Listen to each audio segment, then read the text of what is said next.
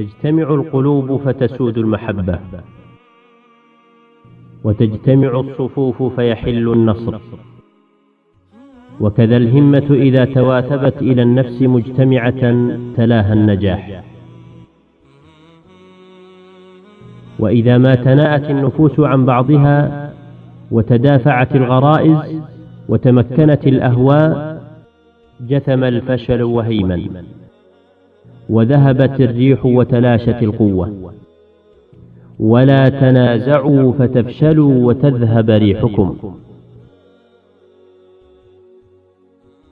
وفي طيات التقوى وفي ثنايا تزكية النفس يشع نور التلاحم، وتدب نسائم المحبة والصفاء، وتوأد مصالح الدنيا وتتقطع حبالها.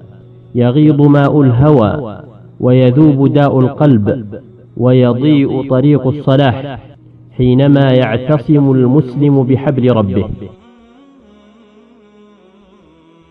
واعتصموا بحبل الله جميعا ولا تفرقوا. وتكتسي النفوس حللا من الهداية تتناثر في سبيلها كل المعوقات والآفات.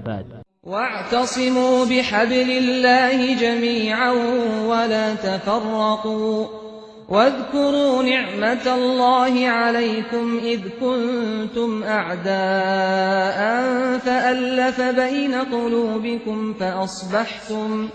فأصبحتم بنعمته إخوانا، وكنتم على شفا حفرة من النار فأنقذكم منها. كذلك يبين الله لكم آياته لعلكم تهتدون. ولا تفرقوا.